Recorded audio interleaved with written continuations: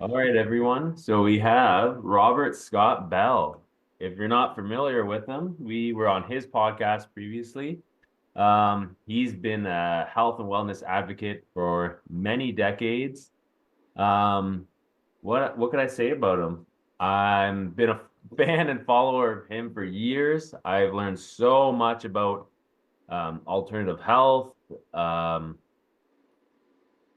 health freedom aspects to do with where our tax dollars are going in different parts of the world in regards to our medical freedom and our choices to what we do with our body and what choices are maybe taken away or pushed in front of us and all that fun stuff. So Robert's got a podcast that he does 5 days a week still. 5 days a week live, do additional Sunday pre-recorded, so 6 days a week technically. Guy doesn't take a day off. He's incredible. So I think I wanted to start off with maybe just your background story of what got you into natural healing. Well, I was raised in a medical pharmaceutical family, and I always knew I'd grow up to be a doctor, but the only kind of doctors I knew were medical, and that was fine because that's all I knew, except that I was chronically ill from almost the day I was born, and I was always treated with various medicines, injections, and even surgical procedures to address the many ailments from which I suffered as a child, a baby even, from chronic ear infections and digestive disorders and skin rashes and musculoskeletal inflammatory conditions, then other respiratory ailments associated with allergies, borderline asthma, you name it, I pretty much had it. And I had it by the time I was 19 at Emory University in Atlanta on that pre-med track. And I asked the doctors pointedly, will I ever be well? And that was after 10 years of allergy shots going on. And they answered with we don't know why you're sick. I said, my gosh, I've been going to you my whole life. You guys are the best. And you don't know why I'm sick? I'm out of here. They could tell I was disgusted at that point. I'm like, I don't know what's going on here, but this is not looking good. And then as I was leaving, they kind of pulled out one last ditch effort to hold on to me, I think. And they said, wait, there's good news. There's hope. There's good news for you. And I'm like, spit it out. I've been waiting my whole life for good news. What is it? Maybe one day you'll grow out of it. And I'm like, oh man, really? This is what I'm going to do if I'm a doctor? This would be miserable. Now, ironically, that's what my uncle, the doctor, medical doctor, told me when I was a younger teenager. He knew I wanted to be a doctor, and he said, "You'll be miserable." I didn't understand why he said that. I knew at that moment what he was talking about, but I kind of lost my way at that point. Didn't know what I was going to do because I always knew I would be a healer. And it was 4 or 5 years later, many prayers, and none seemingly answered directly. There was no lightning bolt from the sky that healed me of all my ailments. But when I was ready, about 4 or 5 years later, I met a homeopathic doctor from Belgium who emigrated to America, began studying with him, 10 years of intense study, master apprentice type relationship, became a homeopath along the way, and decided I need to tell my fellow Americans what I didn't know. And they don't know either. And it was the good news about natural medicine, the whole history of medicine in America that was erased and rewritten. And that got me on my journey, homeopath for 30 years, 25 years in broadcast healing as well. And brings me the shortest version I can get to you to let you know why I'm here and what I'm doing. Much older, hopefully wiser, and actually much healthier than when I was in my 20s now. What got you into the radio doing podcasts? That I've heard Robert's background story so many times, and I just want everyone else to know, but yeah, what got you into radio? I haven't heard that before. Well, in 1994, this was, in my early homeopathic years, I we were invited on a radio show in Atlanta on WSB 750 AM, which is a 50,000 watt channel that was the major channel for talk radio at the time. And at night, it doesn't turn down its power, so it goes to like almost every city. There are people in Minneapolis were listening. So we were on scheduled for an hour, and 4 hours later, the switchboard was lit up for all 4 hours with some outrage, some enthusiastic supporters, a mix of it. And I said, well, this was kind of fun. Maybe we could do this one day. And it was 5 years later where we had an opportunity to start our own show in Atlanta, and eventually, a few years later, got picked up for national syndication, and was still only a weekly show on Sundays. And then in um, Groundhog Day 2011, Mike Adams, we were talking behind the scenes about doing something together, the Health Ranger, and he started the Natural News Radio. And so I was able to commit 6 days a week to broadcasting, not just one. That was Groundhog Day 2011. Wow. Wow. So ever since then, I've been doing 6 days a week. So many, many thousands of shows and almost 2,000 different individuals that I've interviewed. I only count them once, even if I've interviewed them multiple times. So it's been quite a journey. But the reason was I had this overwhelming desire to reach as many people as I could with this message that was empowering and hopeful and healthful that I didn't know growing up. And I had a knack to communicate complex things in health and healing and science in a way that people could understand it and go, oh, I get that. I can do that. So I wanted to make the impossible possible for people as it was made for me. And yeah, wow. 2011. Wow. So I'm trying to think when I first listened to you, and it's probably around that time. Because I remember Health Ranger had started that, and a few people had got on to his radio streaming service there. It's like, wow, 2011. Yeah, so Well, I yeah. would love to just share your piece, well, with your story about being sick, like very early. You said even as a baby. Shazandra's about 7.5 months now. We've never had an ear infection. We've never had any. We've been introducing solid foods. Never had, stinky poops or like no constipation issues. I mean, No rashes, no, yeah, maybe some minor stuff, but like, chalk it all up to just, a new being just going through things, but nothing. Except for, I mean, the fever. One fever, and it lasted like 24 hours. It's a normal part of their immune development, so there's no concern there. It's not evidence of a weakness. It's evidence of a strengthening system that's developing in the world. Yeah. Yeah, and we weren't alarmed, like, terrain theory connoisseurs here. So, we knew it wasn't an infectious agent that took her over. It was just, rapid growth, and sometimes the furnace has to kick up real hot, and you got to burn some things off. But yeah, and we treated the symptoms, like in a allopathic way with the homeopathics, just to speed the course of the. Sure. What do we use? Was belladonna. Belladonna.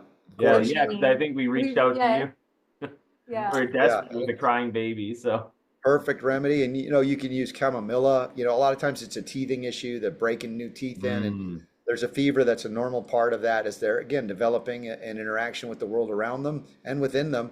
And it's a healthy response. But yeah, you can help them without suppressing it, get them through it faster and easier. And that's the beautiful role of homeopathy in children. So I was curious, in your like baby to now transition and healing, was homeopathy your like main kind of modality, or were there other pieces to lifestyle shifts, I imagine, or any other like modalities that are worth mentioning? Yeah, when I met the homeopath, he looked at me and said, "Your liver is toxic." Almost without, it's like, what? No doctor ever said that. And so my focus was on how do I heal my liver? And of course, that meant stopping the inflow of toxins, which meant I switched to all organic food in 1990 and never looked back. I would rather fast than eat food that's, poisoned.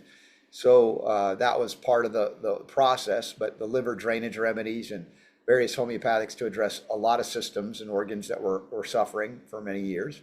And then, learned about the use of herbs as medicine as well, and supplements, mostly from a whole food perspective, looking to get things that were absent from even good organic food and supplementing the diet and getting that in me as well. So it's a bit of an integration of a lot of things, because it takes a lot to keep us well, get us well, and keep us well. Not just one thing, but homeopathy was definitely the missing component in terms of its energetic interface with my body and correcting things that had gone wrong a long time earlier. So I wouldn't want to be without that. And then over the years, of course, incorporated other things that only made things better and stronger. Well, I think you used to refer to yourself as a Coca-Cola kid. And like I can definitely relate to that, because that, our house was Pepsi, so there was a brand war going on. But yeah, like a two for a Pepsi at 12 years old and a, you know, local pizza delivery. And that was like your highlight of the weekend. But I know it well. And then they would come with a six pack of Coke or whatever. So we grew up not drinking water other than when it was from a hose. I mean, that was the years that we did that too. But yeah, a lot of big ignorance about the quality of food or lack thereof, or the sugar content. You know, everybody was afraid of fat and not sugar, right? yeah. So we're a product of that. Oh, I remember it's funny you say that because there's instances where I can look back in my life where I don't know if God left clues, but my grandfather is Hungarian and we had a lot of Hungarian families and friends around in the area. We had a little multicultural group, and one of the older gentlemen would come by our property to look for mushrooms, Mm. edible mushrooms. And then there was another time where my grandfather had got spring water. I don't know from where, but all of a sudden there was like jugs of water in the fridge downstairs. And it's like, you know, why is there water in the fridge here? Like, it doesn't make sense. There's wine, there's pop, you know, there's juice, there's all this stuff. But like, why do you have water in the hot spring water? It's like, well, what's that? Like, and then years later to you know, befriend David Wolf and then be on the spring water journey myself, it's kind of funny. You know, these little clues left behind that, yeah, just funny little note to add in there. So actually, the other day we were saying this is a question we wanted to ask you about homeopathy, and I guess it starts with the idea when we both did our a protocol, like a pretty intense, well, not intense, but like a homeopathic protocol. We were focused on it about maybe 2 years ago. You know, there was the idea was to avoid mint and coffee, were those and sugars. There were a few. I'm probably missing some, but I remember mint, coffee, sugar as being, you know, negate the homeopathic remedy. Yeah. or like the power of the remedy. But Jeff and I are always curious if you don't address something like spring water or just your water source, and someone who's taking a homeopathic remedy, drinking tap water, are the contaminants in tap water not a homeopathic dose of that as well? So what's your perspective, or like, I guess in your experience, what would you say about that? We're so curious. Yeah, you learn in homeopathy there seem to be so many rules that you have to observe that it becomes almost unwieldy to try and you know, be compliant with the homeopathic prescription. And you know, oftentimes that's an excuse by the homeopath to say, well, if it didn't work, it's your fault. The reality is, you know, Hahnemann had referenced mint as a potential antidote in one very obscure treatment. How does it manifest later, 150 years later, as the antidote to all homeopathy? It's absolute nonsense. It doesn't make any sense at all. And so it's just like anything. Humans are dogmatic creatures. We tend to make rules where we don't need them. And observationally, I haven't seen evidence in my prescribing of, and I love mint. I use peppermint. We grow our own peppermint. It's easy to grow and use it in tea and other things. And it can be used as a homeopathic as well. So to say it's a broad blanket antidote, I think it doesn't bear scrutiny. As far as, you know, other rules like coffee, I think about the caffeine content stimulating the adrenals or redirecting energy in the body. I think I can explain that a little bit better as far as, you know, if you're on a very subtle energy focused program of recovery and then you purposefully, powerfully redirect the energy through the adrenals, that might inhibit some of the action you're looking for with a homeopathic medicine. I don't think it's a direct inhibition, but it's more or less we're altering the shifting your energy with, you know, a chemical compound that does that. So I think there's some rationality to that point. But when you get into chlorine and fluoride in the water supply, you can certainly measure them in parts per million. But the official way to make a homeopathic medicine is typically dilution and succussion, creating vortices within the water. And I don't know that even traveling through the pipes, they're creating that scenario to convert fluoride and the chlorine to a homeopathic form, as opposed to just a toxic component of the water itself. And of course, you're not taking 6 drops of the tap water like a homeopathic remedy. You're drinking all the time. And so you're bringing in what we would say allopathic quantities of toxicity in with tap water if you don't filter it. Good. Debate settled. I like that. Well, I Oh, think we were Yeah. definitely not convinced about the mint thing. Well, So I'd heard you touch on it before that Hahnemann was kind of a maximalist and a purist, which, when you're starting something like that, you want to be to ensure that your practice is sure. true and pure because like I'd be the worst person to like implement some type of new protocol because I'm just doing stuff all the time. So it's like I don't even remember what I had yesterday, but like, okay, do this only. So Yeah. yeah, it wouldn't work for me. I don't know. I'd like to hear. So Robert, I would say, is a 3 times PhD master's graduate in health history of, I guess, let's say the last 200 years, probably further back, but like I probably have a graduate degree from Robert Scott Bell in in health history. And I think it's so important for people to understand. And I know for you, it's probably like I can picture times of listening to the show and like the Flexion Report of 1910. Like I can just spit it. Like I feel like I'm channeling Robert because like sometimes you've got it nailed down so much. Like you could get it into like a voicemail in about like 30 seconds, half the health history of how we got to this place. At least the highlights or the Yeah, lowlights. and I think it's important if you could just give like a highlight of so people, if they've never heard of this before, kind of from where we were as homeopaths being the dominant health practitioners, and I've heard Mhm. you reference before, like even in the Civil War, you had medics carrying homeopathic medicines, and most doctors being homeopaths, naturopaths, chiro, like different modalities that wasn't Yeah. the allopathic, Rockefeller medicine. Yeah, I mean, I go back, yeah, you can go back thousands of years and go, of course, natural medicine was medicine. But if we look in the mid 19th century, and I think it's true of all of North America, Canada, and US, you look back and you say, well, who were the doctors? Well, there was a mix of all kinds of doctoring, from, kinds of naturopathy. Homeopathy was very present in North America. And herbalism, of course, goes back, hundreds of thousands of years. And so there wasn't one size fits all, nor was there a monopoly for medical practice. In 1844, the American Institute of Homeopathy was founded, obviously in North America. And in 1847, the American Medical Association was founded 3 years after, purposefully, intently, to eliminate its competition, homeopathy. So it was invented, so to speak, this association, a trade association, in response to the growing popularity of a form of medicine that, wasn't, wasn't necessarily patentable in the same way as we move forward through the 19th century. Because, here we go, Civil War, you go to the museums in the South of, in the United States, you'll see the remedy kits in those museums are homeopathic. But you look in the early 20th century, and you mentioned the Flexner Report of 1910. This is when Abraham and Simon Flexner were hired. These brothers were hired to deliver a preordained commissioned report paid for by Rockefeller and Carnegie foundations, the industrial magnate monopolists.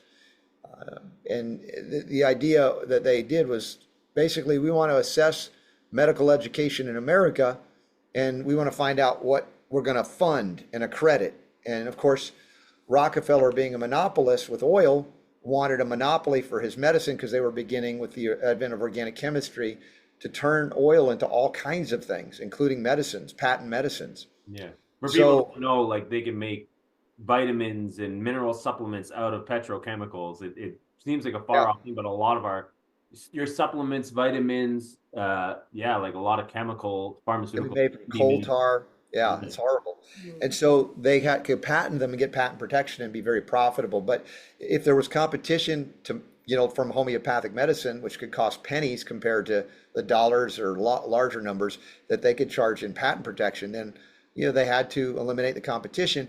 Rockefeller's famous quote was, competition is a sin. Even though you think if you're into a free market or a capitalistic society, you realize true competition, not crony competition, but real competition, brings out the best. You want to find what's best, compete, figure it out. But they didn't like that. They wanted a monopoly. So that Flexner Report accredited only the allopathic medical schools in North America that were teaching patent petrochemical medicine. And it was going to be approved of by a federal agency called the FDA, and eliminating any other form of medicine, which then was relegated to what they then call quackery or something else, even though if you were going to see a doctor in the early 20th century, you were most likely going to see a homeopath or a naturopath. And historically, if you look at the records of the hospitals that were homeopathic and naturopathic, during a lot of the fever diseases, typhoid, typhus, and other outbreaks and pandemics, the mortality rate in the homeopathic hospitals was maybe 1, 2, or 3%. And in the allopathic hospitals could be 40, 50, or 60%. So it was not even a close competition. But they didn't have competition as they monopolized the practice through Monopoly Practice Acts at the state level to license medicine and to eliminate their competition, homeopathy. So that's a short version of how we got here in the 21st century, much less much of the 20th, in Canada and the US, where you have sanctioned medicine by government that's been captured, these agencies like Health Canada and FDA, by the pharmaceutical industry that monopolizes any practices associated with healing ailments, illnesses, much less preventing ailments and illnesses. So what you have in your single payer system is coverage for vaccines and drugs and surgery, but not homeopathy and naturopathy and herbalism and the things that you might want to use. So we are, in a dilemma, whether it's a socialistic system or a semi-capitalistic system in America, where we're all dealing with the medical monopoly, and it didn't get here by accident. And so dismantling it means we have to restore freedom, we have to decentralize, we have to allow the best to rise up based on results. And of course, just like in the past with the historical records in medicine, if you want to read Divided Legacy by Harris Coulter, you'll see the history of medicine in America. And it's the unedited, it's like all there to show you what was really going on. You find that in freedom, we were able to address many diseases and ailments without fail and very affordably. And that's something I'd like to see return. But many times our government agencies have been so heavily invested and captured at the top levels, the revolving doors, that they work like, kind of a mafia boss, doing hits on natural medicine providers, don't be getting in our turf. So we didn't learn much of this. I didn't learn much of this. That's why I became such a passionate, outspoken advocate for health freedom, and continue to this day to speak out. Yeah, I love one of the quotes you say all the time is one of the most dangerous things you can have in the Western Hemisphere is good life or good health insurance. Good, yeah, because it's medical insurance. It's not health insurance, Yeah. And the reality is they will do every test that they can give you because you've got good medical insurance, and then diagnose you with diseases you don't actually have because the tests are not accurate, and then give you drugs for the diseases you don't have, which results in actual diseases you didn't have that they will treat you with more drugs because the drug side effects give you disease you didn't have. So it's an absolute, I would say, nefarious plot to make you dependent on a system that poisons you for profit. And it doesn't poison you back to health, because that's an absurdity. You can't poison people back to health. So what we're trying to do is undo the poison, get people off of the drugs. But the whole of our Western medical mindset and the government involvement is all drugs or nothing. And if you don't use drugs, you better not say anything about them that they can do anything, or else we'll come and get you too. Absolutely. From raw milk and cheese to, whatever it may be, pure spring water, anything. And it's interesting that it gets black holed, this history and information gets buried, or to the best of the ability to kind of wash it away. But then so much so that, was it you that went to like was it Matthew Hahnemann College? Well, isn't there a college in the States actually named after Hahnemann? Oh yeah, Hahnemann College has a medical school as well in Philadelphia. It was named after, of course, the homeopathic doctor that developed homeopathy, Dr. Hahnemann. Then it's a traditional allopathic. Now it's allopathic. College. Most people, Just they like, they don't know who he is anymore. And the only physician with a memorial in our nation's capital in America, United States, is Dr. Hahnemann. Now, Scott Circle, if you ever get to DC and do tourism, go to Scott Circle in DC and you'll see the big Hahnemann Memorial. No allopathic doctors have that kind of thing. So we know it was deeply entrenched. And by the way, in the year 1900, when that was originally dedicated, the president of the United States was there at the dedication, McKinley. They were all using homeopathy. Well, it's like famously said that the royal family of England uses homeopathy, and anyone in the upper echelon would be, treated by the highest level homeopaths. And Yeah. Correct. Mm. Did you want I to? mean, maybe I would just add in, what we see a lot in Canada is even our like naturopaths, or I'll add the midwives, where our listeners might think of those two as like natural options.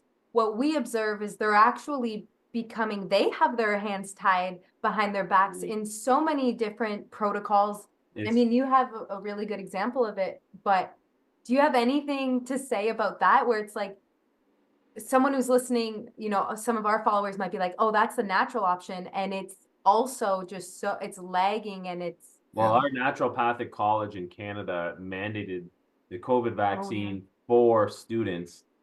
So you could just see where that was going. And I think the same with many other alternative colleges. But like, yeah, many times it's literally like allopathic medicine with like a green paintbrush, like, oh, look, natural, it's got a leaf on it.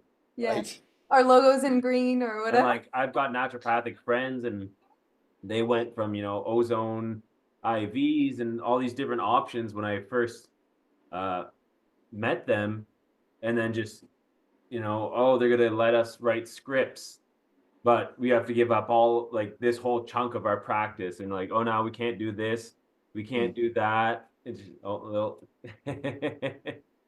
So, yeah, and it's Yeah. like they've been, I hate to say it, but co-opted, and now you just have gobbledygook coming out of them, and some of the it's unfortunate because there's young ones coming out, and it's like, oh Jesus, it's like I might as well be a naturopath at this point with some of the advice they're giving. I'd be more of a service to people. Well, that's why I'm advocating for schools like Trinity, in Trinity School of Natural Health. In Canada, you can take coursework there. It's not allopathic naturopathy. It's not compromised by pharmaceutical mandates or restrictions. It's what we call lay naturopathy or traditional naturopathy. As to your point, I spoke at a naturopathic college in America some years ago, like 10 years ago now, in Portland, Oregon, the oldest naturopathic school in the United States. I don't know if in Canada as well, but I was speaking at their gastroenterology conference. I was the only homeopath invited. Everybody else was a naturopath, either a graduate or alumni of some kind, and some students. But that whole day, as I sat through lecture after lecture on GI issues, I was the only presentation that day that didn't resort to one drug in Wow. response to the GI issues. And I'm like, wait a second, you guys are naturopaths and you're talking about antibiotics and steroidal treatment. I was like, where am I? So the compromise of, the Flexner report was also to engulf and devour that which they couldn't defeat. And so the licensure, the accreditation and licensure of these schools meant that they were going to be compromised in the integrity of what they could teach. Hence, naturopathic schools mandating vaccination, which is the antithesis of true naturopathy. Well, I think the long game seems like the science slash worship of the doctor. So you have a career choice that puts you on a pedestal. My son, he's a doctor, Yeah. and then you have the I'd say the hyper evolution of the scientism, so that now everything's scientific materialism.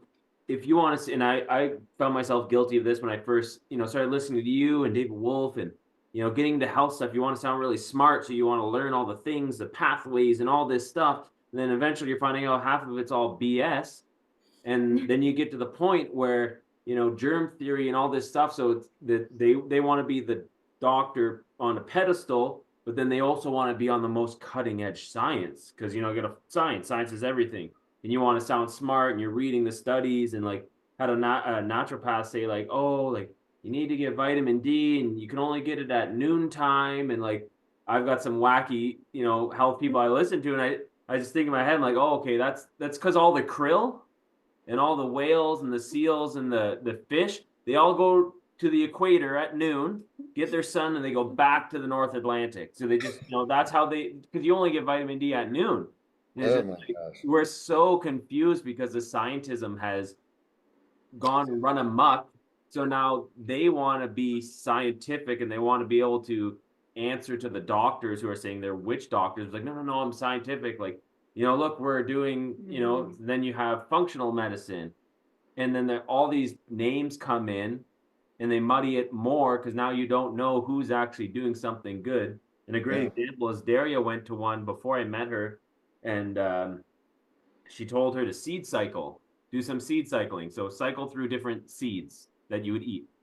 And as soon as I met her, and this is kudos to Robert Scott Bell and everything I've learned over the years now, 2011. Okay, so like I've been at it over a decade listening to you and taking in this wisdom right away. I'm like, oh yeah, you got leaky gut. This is what you should do. And I could tell just from like looking at you, I don't even have to, you don't even have to take your clothes off or a blood pressure test. So just give the scan. I'm like, this is what you need to do. Okay, you should do a GAPS diet and like try carnivore. You can do elimination and still eat meat and stuff like that. And then within like 3 months, gut was fixed. She lost a bunch of weight, and she wasn't even heavy. She wasn't overweight. She was just inflamed. And I could just tell like, oh, like there's inflammation. You've been fasting too much, eating the wrong things. You got leaky gut. You got to do these things, and then boom. But Exactly. then this naturopath was just telling me to seed cycle. Like that was how I was going to fix my hormones, you know? And she didn't ask me any other. It was fascinating. I mean, a really great experience looking back, but Yeah, I mean, there could be some semblance of validity in any one of those things, but what happens if you don't back off and see that entire forest? You get so stuck into this one narrow place, and you think everybody is suffering with that issue, and it may be in some cases helpful, in some cases it's completely irrelevant. But then when you lob on or glom on to the latest, you said the sexy science, right? What's the latest thing? Oh my gosh, they're focusing on this, and they isolate one thing. And the time-tested things of life on planet Earth have not, suddenly don't work. They all work. The question is, what are we up against in terms of toxicity and deficiency?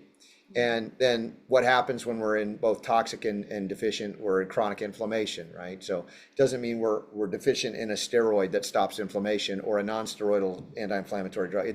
That's not what the problem is. You go, the effect is inflammation, and rather than go, oh, I know what causes the inflammation, we'll stop the pathway of inflammation, boom, you're better. No, why is this inflammatory response happening at all? Go there. You remove that, and then the inflammation pathway is normal. It always was. It was just acting because there was something there triggering it. That's again, these things are so rooted in common sense that it's easier to talk to a grade schooler than it is a medical doctor who's often overeducated and indoctrinated that they can't see this. Even though some have backed out and figured it out through COVID because they saw how ridiculous it had become, and how brutal and ugly their profession always was. In relation to control the doctors through licensure and have them only do what? Poison for profit, drugs, occasionally a surgery. But nutrition, we'll pay it lip service, but we won't actually engage in any real discussion of it unless we send you to a dietitian who has been trained by PepsiCo and Coca-Cola Company. Those are the ones who fund the dietetic schools. Your heart and stroke seal of approval on your Joe Louis or whatever, little lunchtime snack treat you're going to have. We used to joke about the pink buckets of Kentucky Fried Chicken, right? They were going to raise money. What was it? The pink cancer fracking drill bit, exactly. I seen a pink mud flap the other day on a big diesel heavy truck there. I was like, yeah, that's doing it. Yeah, it's definitely made a dichotomy, I think, because I feel bad because if you're stuck in that position where you want to do that training and now you're stuck there, you're either going to rebuke it and step away and say, I'm not going to be part of that, or you're going to dig in deeper. And I think that the blessing and curse of the COVID is the people who want to stay true to the practice. I'd say few did, and then a lot more dug in deeper to germ theory and dug in. And for people who might not be aware, I would say there's two postulates or theories would be germ theory and terrain theory. Yeah. I'm going to say terrain theory kind of no longer a theory. It's I call it the law of the terrain at this point. Yes. Yeah, it's beautifully said. So, we could, you explain it because you could probably I'm going to butcher it. So. Well, we grew up fearing germs, and as we saw in COVID, that fear of germs was a vulnerability that got us all, locked down to varying degrees, and many people accepted things they wouldn't have done, you wouldn't have thought they would have done, including experimental injections and wearing masks so you can't breathe properly and distancing from other human beings, which is, yeah, man, that was just so awful. The germ theory says basically, and this goes back to Louis Pasteur for most people, that the mere contact with or presence of a pathogen, we call it a disease-causing organism, for lack of a better say, a bacteria, a fungus, they might say virus, but the exposure is enough that will create disease and you could die from it, right? The mere contact with or presence of. Whereas the law of the terrain says, no, no, no, it's not the germ, it's the terrain. And that germs aren't the cause of disease. If they overgrow their healthy balance, it's the result of disease that precedes it, dis-ease, imbalance. The terrain has been corrupted, once again, due to deficiency, toxicity, and it alters what grows there. And so then you see infection and you go, oh, let's kill the infection with toxic poison, which the reason the infection was there was because of toxic poison before it. I like the analogy of the flowing river versus the stagnant swamp. You're Sure. swallowing the swamp gases because all these things are starting to break down in the swamp water Yeah. and decay and be recycled. But with that flowing river, it's always being renewed, it's being oxygenated. Yeah. And that's where you're going to get your clean drinking water. So, if you just imagine your body as is it a flowing river or is it stagnant? And then you're just creating the environment. You're the petri dish. You get to decide how and how that environment's going to be. Well, that's the drainage principle, right? When we talk about homeopathy and liver detoxification, flowing through, flowing through, flowing through, and then it allows for that healthy terrain, then you're less vulnerable and susceptible to what they call infection that you don't even have to catch because you have the microbes in you. Why does it only act up sometimes, not others? Or when it comes to exposure, why are some people devastated by exposure and others aren't affected at all? Yeah. It's not explained by the germ theory. The terrain explains it. And that's where we have to go back to strengthening our body rather than being afraid of and then poisoning the water hole to kill the things that grow in a water hole that's stagnant. Yeah. Well, and then no one wants to acknowledge the science that goes behind that of, like taking poisoned monkey kidney cells and then drilling a hole in a monkey's head, injecting it into their brain or spinal cord. And then when the monkey dies from this concoction you've created full of toxic waste and poison, monkey dies, you say, look, there's smallpox, or like, Well, in this case, they would say it's polio. Polio, yeah. That's basically what they did to say they identified the cause of polio. I mean, if you scrape garbage up from the sidewalk of unknown whatever and you inject it into anybody's brains, there's going to be paralysis at least, if not death. So that's the absurd level of germ theory madness that we're still suffering from in the 21st century because we haven't grown in consciousness overall to abandon it and move into what really works. Although many people are, I acknowledge this is what COVID has driven some to learn or go beyond. So from bad comes good, and we are seeing some evidence of that now. I know you guys are still struggling in Canada to regain some freedoms that you didn't know you didn't have, and now it became obvious during COVID. So not us. No, not you guys, of course, but everybody else. Yeah, I'll just comment one thing because I want you to ask your question. Is I learned a lot from Robert in regards to the ADHD, autism. You've been like a huge advocate for autism moms, and I had an experience with a previous partner whose child was on the spectrum of ADHD, and it was pretty incredible because the confidence I had knowing what test the child was given, because I had listened to the show. I've been educated so well through your teaching and all your gifts to know that the child wasn't given a blood test. They weren't given a toxicology report. They were literally given 3 tests, one to the teacher, one to the mom, and one to the doctor. And it's a questionnaire that gets filled out, and then the kid gets a check mark of, hey, you're ADHD. He gets put on to like methamphetamine type drugs for multiple years, ends up having suicidal thoughts at the age of 10, which I found to be unacceptable. And with the help of a naturopath, Robert, and everything I learned, this child was able to come off the medication and have, now find a calling in life and not be pigeonholed. And of course, it wasn't just like, boom, look, he's perfectly cured. It was a mountainous, up and down, but knowing these things so that we can delve into to treat it or know where we're being fooled, and it doesn't take much for someone to clue in and say, yeah, like these Fruit Loops, look at all the chemicals in there. Look at this sugar. Like they go to McDonald's and then they go crazy. Mm-hmm. Yeah, and it's just not a question in there, but just a thank you for all the things that you've put out there over the years. So if you're listening to this, go watch his show. It's incredible. Go dive back, like the La Leche League, all the autism moms, like all the things I've learned over the years, just probably built the foundation for me to have a healthy family and for us to thrive right now as we raise our little daughter. Beautiful. Well, I'm so grateful for that being put into practice because, saving the next generation from what we didn't know and our parents didn't know. We could curse them and be angry with them, but look, we're all susceptible to be programmed and hypnotized. We're vulnerable. And, when we do regain, let's say, some level of consciousness, often there are peers that we have or family members or community members that would try to limit that consciousness shift because it reflects poorly on them who stay in that old state of consciousness. So if you're doing it, you probably had obstacles, probably even within your own family, and it says a lot when you stay true to your principles and your beliefs, and you're not swayed because it'd be easier to just do it their way, but it's the wrong way.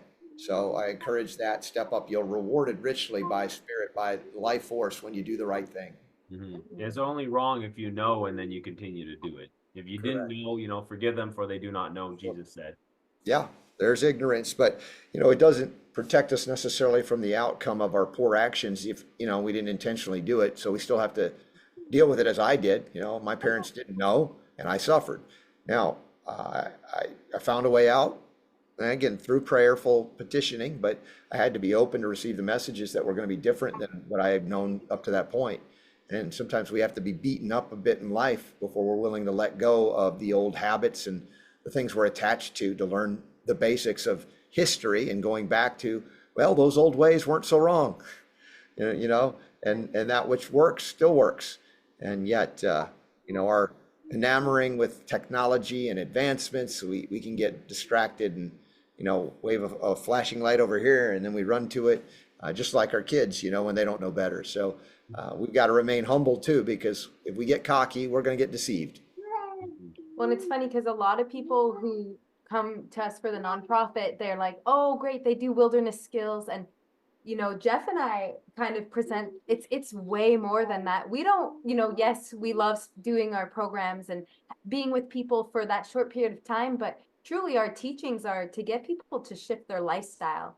And, it throws people off a little bit. Like, we're not the wilderness program that you come and we're going to feed you, like Snickers and like shitty trail mix with M&Ms or something, and I think people aren't used to that. And it like really shocks people. It's like, okay, we're going to teach you how to clean or how to drink clean water when you're out in a survival situation. And we're actually going to educate you. So when you go home, if you're drinking your tap water, well, you're going to have a new lens of awareness with that. But I think that's why the nonprofit, what we do kind of bridges those two worlds for us. And for us, it's like, it's actually, they're not separate. It's the same teachings, just kind of coming out in two ways.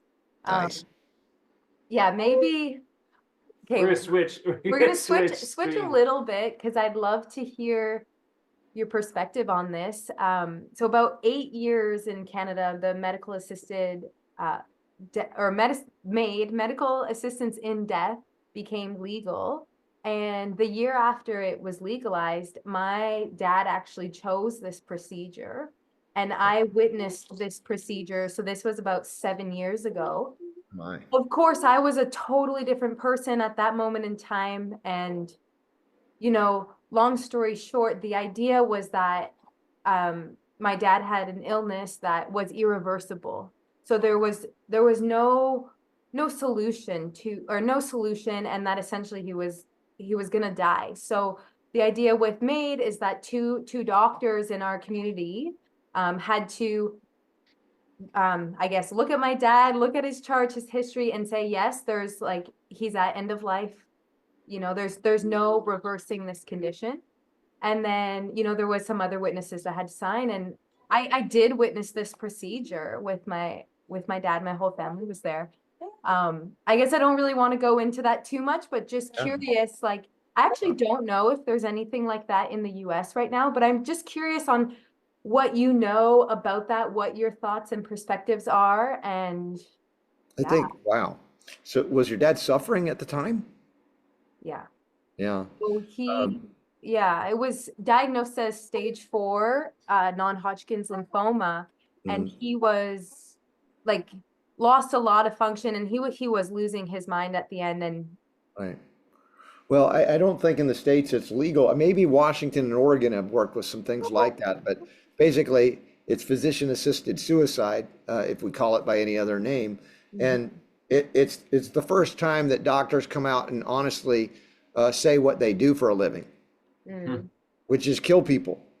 Now, again, that's a shocking statement for some, but the reality is they poison people for profit, and then they have this compassionate shift at the end of life and say, hey, we want to ease somebody's transition. And look, I have compassion for people who are suffering, but do I agree that a stage 4 non-Hodgkin's lymphoma can be reversed? No, it can be, but the officials, the allopaths, the licensed doctors all say it isn't. So suddenly they have the power of God to determine you have no other out but death. So let's accelerate that out because we're compassionate, rather than the real compassion would be, you know what? We don't have the answer to this, but let's talk to some naturopaths and some homeopaths and some herbalists and say, maybe there's a way, somebody's figured this out, that will give you an opportunity to live. But they don't do that. They condemn you to death because they say in their kingdom, there is no cure, therefore your only out is death. And so I think, as much as I'm compassionate, like for your father's situation, suffering, and they did the best they knew to do at the time, overall, when you start sanctioning doctors killing people, it's happening all the time already inadvertently, just because of the way they treat people with drugs, and on it goes. But it's like, let's come out and just do what we are, you go into medical school to save life. No, we're going to go in. It's like putting a pet to sleep, Yeah.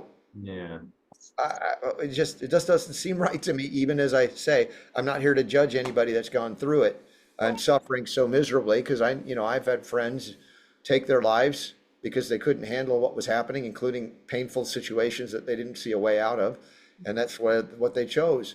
So it's not for me to condemn them, but for doctors who go in to preserve life to go in and end it, it's a little bit of a rough consideration for me.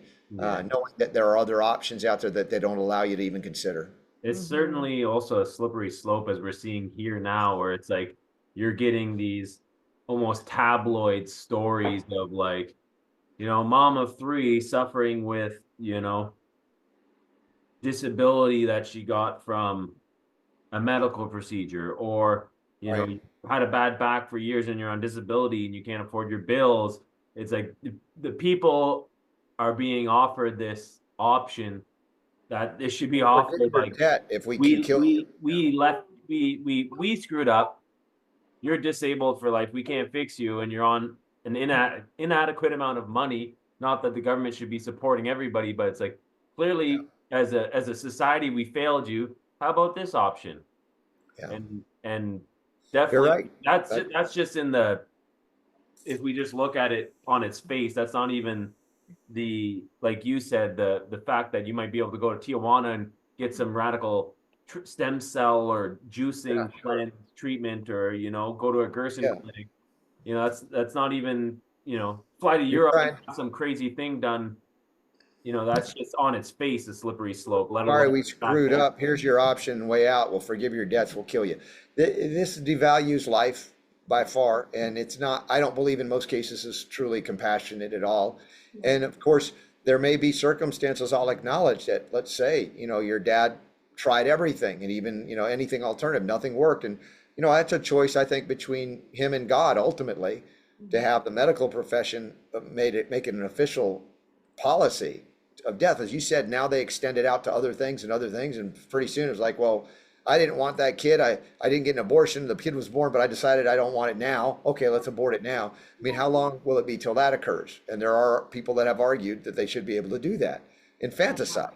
And it So, doesn't start like that, obviously, no, just Yeah. like it didn't start so with the way, things are today. And that's there's not compassion. I'm sorry. That's just not compassion. no, for sure. And I think, well, we have a business mentor that we follow, and he's a student of Joel Salatin, Mhm. the crazy farmer. Yes. And he turns a lot of people off because he's a successful business person, but it's interesting that he says like the age of doctors has failed us. So to think that and this is not to berate or just shit on everyone, but it's like if you're gonna go to your family doctor or the walk-in clinic and think you're gonna get health Yeah. is a lie. Like, look around, we have mass obesity, cancer rates, 1 in 2 people, 1 in 35 autism for children being born today. It's like they That failed. happened under their watch or we because have of their to find watch. something. Yes. Yeah. So we got to put on our big boy and big girl pants and see it for what it really is. And yeah, we can be our sensibilities could be upset. We treasured and worshipped and artificially and put these doctors up as demigods, and they've fallen from grace. And they're as vulnerable and susceptible to deception and all that as any of us are. But why we've elevated them to exalted status beyond question, where they have a license to kill. And it's not a James Bond novel. That's the reality of allopathic modern medicine monopoly and licensed, sanctioned death induction machinery, disease creation and death induction. So we've got to get over you're being mean. It's not everybody. I know it's not everybody. And I know that most of them don't intend to, but that's not the point.